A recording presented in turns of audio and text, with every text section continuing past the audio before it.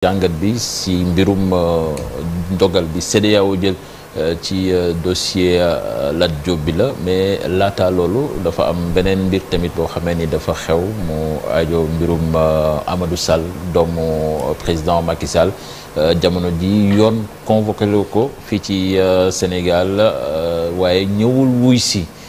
mbir moomu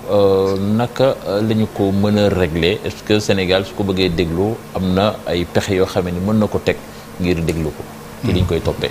waaw jërëjëf maa ngi lay nuyuwaat di nuyuwaat sama naataangoo yi ma bokkal plateau bi di nuyuwaat téléspectateur yu TFM di am yaakaar que ni lépp luñ fiy wax dina jariñ askan bi. waaw comme ni nga ko waxee tey ji bu fekkee ne da ngay xool jumtukaay yi nga xamante ne. la justice am na ko pour mu war a déglu benn nit bu nga xamante ne nekku fi il faut nga dem xooli le code de procédure pénale lu mu ci wax lu mu ci prévoir donc bu fekkee ne dañoo convoqué nit ñëwul juge bi dafa am ay yu nga xamante ne code bi permettre na ko benn bi moom mooy lancer ay mandat tey boo xoolee ci sunu code de procédure pénale dafa am 4 façons mandat yu nga xamante ne le juge d'instruction daf ko am benn bi nga xamante moom la ñuy wax chaque fois mooy mandat de comparution mooy dama laa soxla ñëwul wuy si ma su fekkee ne ñëwuloo mu xam fa nga nekk mu jël mandat dam ne jox ko takk der ñu dem jëli la indi la beneen mandat bi nga xam ne dañ koy dégg chaque fois moom mooy le mandat de dépôt nit ki ñëw na xam nga mu daal di koy inculper daal di koy déposer au niveau de la prison mais am na benn bu nga xamante ne nag la plupart moom mooy li ñuy woowee mandat d'arrêt maanaam ki nga xamante ne daf ko soxla gisu ko soit mi ngi ci biir réew mi wala nekkul ci réew mi. mu nekkul ci réew mi nag lay gën a compliqué. voilà léegi nag bu fekkee ne nekkul ci réew mi bu boobaa mandat d'arrêt international la bu nga xamante ne c'est prévu par nos textes et loolu nag mécanisme bi nga xamante après moom la ñuy appliquer moom mooy la coopération internationale tey jii boo xoolee au niveau de ci monde bi dafa am lu ñuy woowee Interpol la police internationale bi nga xamante ne dañuy lëkkaloo boo xoolee police internationale la Interpol. c'est 196 pays yu nga xamante ne ñoom ñoo lëkkaloo ñu nga xamante ne dañuy def coopération en matière policière et à chaque fois bu amee ay mandat d'arrêt yu nga xamante dafay am dañuy am li ñuy woowee ay notice rouge ça permet ki nga xamante ne benn réew daf koy wër suñ ko gisee ñu mën a teg ci moom loxo léegi su fekkee ne la justice sénégalaise def na benn mandat d'arrêt international contre Amadou Sall Interpol am na possibilité su fekkee ne gis nañ ko ci benn réew bi nga xamante ne dafa bokk ci kuréel googu ñu mun koo téye te boo xoolee am na réew yu bari yu nga xamante ne ñu ngi ci 196 pays yooyu nga xamante ne ñoom ñoo composé Interpol mun naa ci citer la France ci la bokk Sénégal ci la bokk Maroc ci la bokk les États-Unis ci lañ bokk xam nga ci kuréel yooyu nga xamante ne ñoom ñoo bokk ci police internationale donc en dehors du mandat d'arrêt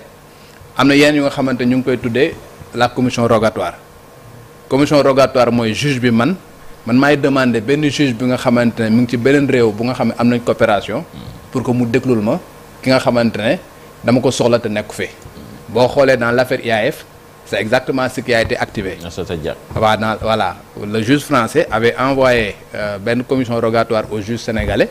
ñu daal di koy convoqué déglu ko bi ñu ko dégloo pare jël kayit yooyu daal di koy yóbbu au niveau de la France. te ba ñuy jugé kayit yooyu participer na ci jugement bi ba à la fin ñu condamné ko donc ñaari mécanisme yëpp am na possibilité mandat d'arrêt xam nga buñ ko gisee ñu mun koo jàpp wala commission rogatoire nga xamante ne même bu fekkee ñëwul fa mu teew ñu mun koo déglu xam nga pour permettre au juge moom mu continuer liggéeyam et ci cëppaandoo bu fekkee ne am na nag condamnation bi taxaw di ko fi xaar. alors Daouda beneen mbir c'est vrai wax nga États-Unis bokk na Interpol. mais ñu bëri dañuy poser wu question Amadou Sall dafa am nationalité américaine. bu amee nationalité américaine ndax jëlee ko Amérique indi ko Sénégal lu possible la wala ci yan yoon lañ ko mën a jaar. waaw man bokkoon naa ci ñi nga xamante ne dama jàppoon que ni États-Unis du jël kenn ko nga xamante dafa am nationalité américaine. daal di koy jébbal beneen réew mais bi ma ci defee ay gëstu gis naa ni réew yi nga xamante ne ñoom du ñu extrader ki nga xamante dafa am seen nationalité États-Unis bokku ci. ay citoyen du extrader citoyen voilà non dafa am ay réew yu nga xamante ne seen citoyen du ñu leen extrader. France ci la bokk Brésil ci la bokk Russie ci la bokk. ak Sénégal gii sax. voilà mais États-Unis bokku ci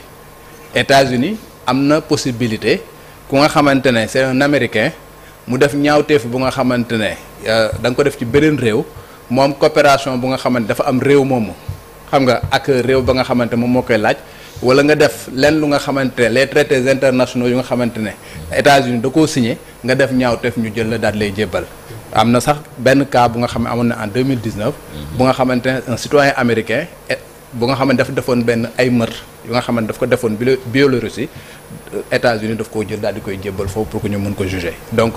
États-Unis a bel et bien la possibilité mais c'est une procédure bu nga xamante ne ci cëppaandaw ba c'est le juge fédéral moom mooy décider en fonction du dossier qui sera présenté xool ndax dafay jébbal wala du jébbal mais il y a des cas yu nga xamante ne États-Unis am na possibilité quand même jébbal ku nga xamante ne dafa am bel et bien la nationalité américaine. mission rogatoire yi généralement dañ ciy xaw a am ay jafe-jafe parce que juge bi nga xam ne moom ngay saisir fële. mën na ko bañ a def priorité parce que dafa yor yeneen liggéey. loolu en général dafay faral di yéexal yëf yi. ba nga xam ne Sénégal yi dañuy yàkkamti par exemple mission bi aboutir. mais en général day sooxe. waaw loolu mooy difficulté majeure bi. parce que tey jii juge bi nga xamante ne moom moo nekk Sénégal am na luy aajowul ci moom mais am lu nga xam ne aajowul ci moom. su fekkee ne commission rogatoire la moo naam juge ba nga xamante ne moom moo nekk réew sàngam damaa bëgg nga defal ma nangam su fekkee ne moom am na yeneen dossiers yu nga xamante ne moom moo fa nekk yooyu mu def ko priorité. wala mu encombré wu comme ñun suñu juge d'instruction Sénégal nu ñu encombré woo xam nga ça va être très compliqué pour que mu jël benn dossier bu nga xamante ne c'est au niveau international daal di koy prioriser bu fekkul ne nekkul un dossier bu nga xamante ne dossier bu lourd la xam nga dafay am des dossiers yu nga xamante ne dafay am lu ñuy wax ay crime transfrontalier ay réew yu bëri di chercher par exemple un terroriste de renommée internationale yooyu c'est des dossiers yu nga xamante ne lu ci bëri mën na gaawee noonu parce que réew yu bëri dañ ciy am véritablement nutiti dañ ci am dañu bëgg bokk mbir mi gaaw ci ñu gaaw ci mais dossiers yu nga xamante ne la plupart enjeu international boobu da koo amul ak yenn réew yi ci seen coobare bopp lañ koy liggéeyee. man foofu la ñu dellu siwaat lan la ñuy toppee Amadou Sall. non fi mu toll nii mënuñu waxagum ni lii lañ koy toppee parce que lii la ñuy toppee doomu aadama il faut que ñu inculper la pour que nga doog ko xam. tey li nga lañ ko tuumaal. tey li nga xamante lan la ñu njort ci moom tey li nga xamante ne dañ ko njort mooy la CENTIF cellule nationale de traitement des informations financières bi nga xamante mi ngi logé au ministère des finances xam nga dafa am ay yu nga xamante ne dañ ko trouver muy ay blanchiment de capitaux et consorts da ngay gis par exemple comme li nga gét dégg ñu ne ñu ngi koy toppee Farba Ngom di ko toppee Tahirou Sarr et consorts ci rapport yooyu la ci rapport yooyu lañ ne dafa am xaalis bu nga xamante ne moom ci boppam dañ ko retracé. ndax ci lu mel noonu la ñuy topp ki nga xam ne moom mooy Wally Seck. même genre dossier boobu la. voilà dossier boobu ngay gis ne par exemple que mu nekk Wally Seck que mu nekk moom mi que mu nekk benn doomu Amadou Ba yooyu yëpp ñu ngi leen di tudd ci dossier yooyu. dossier yooyu nag la ñu jël daal di koy jébbal le procureur financier daal di def beneen réquisitoire supplétif parce que dafa defoon benn réquisitoire introductif moom moo permettre woon kii di Tahirou Sarr ak kii di Farba Ngom ñu inculpé woon leen ba placer leen sous mandat de dépôt bi ñu demee ba ci biir ñu gisaat leneen ñoom moom mu demandé waat au juge d'instruction pour que mu étendre li nga xamante mooy enquête bi mu commencé woon daal ci installé ñeneen ñu nga xamante ne Amadou Sall mi ci la bokk xam nga ki nga xamante ne moom mooy doomu Amadou Ba ci lañ ko tudd ci nga xamante ne également moom mooy Wally Seck ci lañ ko tudd pour que ñu mun leen installer ci procédure yi daal di def enquête bu boobaa nag ñu xool ndax réellement li ñu leen di tuumaal ndax ñoom ñoo ko def wala defuñu ko. voilà ñu dem ci beneen ponk bi El Hadji Daouda mu aaju ci mbirum CEDEAO ak ndogal bi nga xam ni jël na ko ci dossier bu Lat Diop ñu bari ne dañoo daan état wu Sénégal ci mbir moom déjà lan la ndogal bi CEDEAO jël wax ci dossier boobu la. waaw boobu noonu yaa semaine passée benn avocat bu Lat Diop muy maître El Hadji Amadou Sall dafa def benn poste pour wax ni le 9 mai bi passé la cour de justice de la CEDEAO dafa jël benn ndogal en faveur de Lat Diop ñuy fàttali ko ne le 25 septembre 2024 Lat Diop dafa saisiroon le juge communautaire muy la cour de justice de la CEDEAO daal di waxoon ni interdiction de sortie du territoire national bi nga xamante ne ñu ngi ko commencé woon di ko teg ci kawam parce que li ko dal nii li daloon ki nga xamante moo nekkoon Mansour Faye Lat Diop la njëkkoon a daal que ni da doon dem ba aéroport bëgg a voyager ñu daal di koy tere voyager te bu instant boobu installé guñ ko ci benn procédure kenn jàpp gu ko kenn placé gu ko sous mandat de dépôt moom mu jàppoon nag loolu nag dafa nekkoon lu nga xamante ne dafay violer li nga xamante ne moom mooy les traités internationaux régulièrement ratifiés par le Sénégal dafay violer également la constitution du Sénégal en ses articles 8 et 14 bi nga xamante ne la liberté de déplacement dafa nekk lu nga xamante ne dañ ko consacré mën nga déplacer wu ci sa biir réew mën nga am également la possibilité de voyager dem ci bitim réew donc consacré par la constitution moom mu waxoon ni loolu yëpp nag c'est une violation de ses droits et par conséquent mu demander au juge communautaire pour que mu addu ci loolu effectivement juge communautaire bi ñëwee addu ci ñoom dañ jàpp que ni li nga xamante ne état du Sénégal def na ko contre moom dañ ko considérer comme lu arbitraire et par conséquent dañoo condamner l'état du Sénégal à lui payer des dommages et intérêts et dommages et intérêts yooyu nag mu ngi chiffré wu à 5 millions bu nga xamante ne daf ko war a fay Lat Diop loolu mooy décision bi nga xamante ne moom la cour de justice de la CEDEAO daal di jëloon. alors El Hadj Daouda décision boobu bi mu génnee. xëy na dafa am ñu bëri dañu jàpp ni. Sénégal dañ ko condamné kon Lat Diop dañ ko war a bàyyi par exemple mu dem. ndax dañoo salfaañe àqam ak yelleefam. kon dafa mel ni la mu saisiroon cour bi. ci dem géeg dikk gi ñu ko tere ci loolu la tontu waaye procédure beneen bi dafa mel ni jotewul dara ak bii wala. exactement parce que comme ni nga ko waxee. amalgame am na ci. waaw comme ni nga ko waxee le 25 septembre ci la Lat Diop daal di saisiroon la cour le 27 septembre la ñu placé sous mandat de dépôt ki nga xamante moom mooy Lat Diop inculpé ko ci beneen dossier bu nga xamante ne qui n'avait rien à voir parce que instant bi nga xamante ne mi ngi saisir. Le juge communautaire booba kenn jàppagu ko. booba dem beeg dikkam bi lañ ko doon tere exactement comme ni ñu doon def ki nga xamante ne moom moo nekkoon Mansour Faye moom mu jàppoon ni nag loolu nag dëppoowul ak li nga xamante ne moom mooy yoon dëppoowul ak les traités internationaux dëppoowul ak li nga xamante ne suñu constitution loolu la wax. donc tey jii la nga xamante ne ci le juge bi addu mooy loolu nga xamante ne dañ ko tere woon na dem ak dikk tere ko génn réew mi ci loolu le juge bi addu. maintenant li nga xamante ne nag moom moo ko yóbbu kaso loolu juge bi adduwu ci parce que moom si boppam sax je pense pas que saisir na la justice en fonction de cela donc il faut que ñu comprendre loolu saisine bi c'était le 27 septembre moom il a été arrêté le 27 septembre donc saisine bi c'est antérieur à son incarcération. mais même loolu Mansour Faye def na ko fi tamit au niveau de la justice sénégalaise yeggul woon CEDEAO ñu jox ko.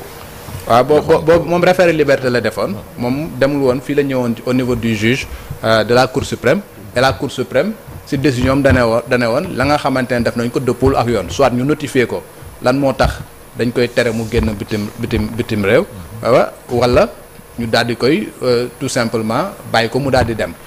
ci cappaandaw ba da ngay gis ni la justice sénégalaise finalement daal nañ koy woo notifier ko li nga xamante ne moom la ñuy koy tere pour que mu dem en lui disant que dafa amee dossier yu nga xamante ne qu'il concerne. xam nga verdict cour de justice CEDEAO yàgg nañ koo dégg. mais dañ naan réew sàngam. daan nañ ko. réew ma. mën naa def appel. non. mënoo def appel. d'accord mais li nga xam ne moom mooy peine ba. ñu appliqué ko réew ma appliqué ko bi nga xam ne moom mooy verdigu cour bi loolu nan lay demee est-ce que obligatoirement réew ma day fay tey ndàmpaay li nga xam ne moom la ñuy wax wala bokk nan lay demee. waaw merci beaucoup boo xoolee li nga xamante ne moom moo nekk texte ci cour de justice de la CEDEAO décision yi nga xamante ne cour de justice de la CEDEAO da koo jël mënoo ci def appel mënoo ci def cassation lenn rek nga ci mun def muy bu fekkee ne am na ay éléments nouveaux yu nga xam da nga ko am pour que nga dugal ko pour que mu am révision du procès. D'accord. mais il peut pas y avoir d'appel amul c'est insusceptible de recours. décision bu muy jël c'est une décision qui s'impose à tout le monde dafay imposer wu état yi dafay imposer institutions yi dafay imposer les tiers dafay imposer wu les institutions yu nga xamante ñoom ñoo nekk ci espace bi espace CEDEAO donc ça veut dire que décision ba muy jël jëfee la tudd état bi nga xamante ne moom lañu condamné muy l'état du Sénégal bi nga xamante ne membre de la CEDEAO su fekkee ne jël nañ benn décision sénégalais bu nga xamante ne saisir na la justice ñu ñëw ñu ne ko yow jox nañ la dëgg et par conséquent sa état war na la ndàmpe 5 millions wala 6 millions wala 7 millions wala 10 millions état du Sénégal da koo jëfe su fekkee ne jëfewu ko def na lu nga xamante ne dëppwul ak yoon mais loolu daal mooy li nga xamante moom moo nekk ci texte yi ces décisions ne sont pas susceptibles de recours et ces décisions s'imposent aux états aux institutions et au tiers.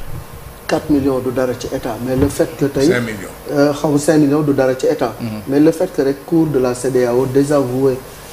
maanaam Sénégal ci àq ak yelleefu Lat Diop yu ñu salfaañe. loolu aussi dafay wane ni xëy na am na benn excès de pouvoir bu nga xam ne exercer nañ ko ci moom. wala ci ki nga xam ne mooy tey Mansour Faye et cetera. alors que yooyu dañu waxoon ni war nañ ko mën a dépasser. ci justice su Sénégal nu muy doxee. non loolu d'accord nañ bu fekkee ni réew dañ koy bàkkee. que ni état de droit la état de droit dañ koy bàkkee mooy droit texte yi nga xamante ne de loi yi nga xam ne dafa am ci réew moom ngay koy appliquer ci ñi nga xamante ñooy population réew moom yow mi nga xam ne yaay état yaay ki ko war a njëkk a jëfe ko moom mooy lan respecter li nga xamante ne moom mooy àq ak yelleef doomu aadama yi nga xamante ne ñoom ñoo fa nekk. respecter li nga xamante moom moo nekk ci constitution bi respecter li nga xamante moom mooy traités internationaux régulièrement ratifiés et ci traités internationaux yooyu nag permettre na képp ku nga xamante ne sénégalais nga mu am ay libertés yu nga xamante dañ la ko jox boo jëlee article 8 bu constitution dafa bëri ay libertés yu bëri yu nga xamante ne dafaa nekk et c'est des libertés fondamentales liberté d'aller et revenir liberté de circuler liberté de presse liberté d'expression liberté de manifestation liberté religieuse dañ koo lissé mu nekk ay libertés yu bëri ndegam liberté yooyu nag yow yaa ki nga xamante yaa ko consacré ci sa constitution ratifier des traités internationaux yow également état boobu ñu ngi xaar pour que nga jëfe ko et à partir du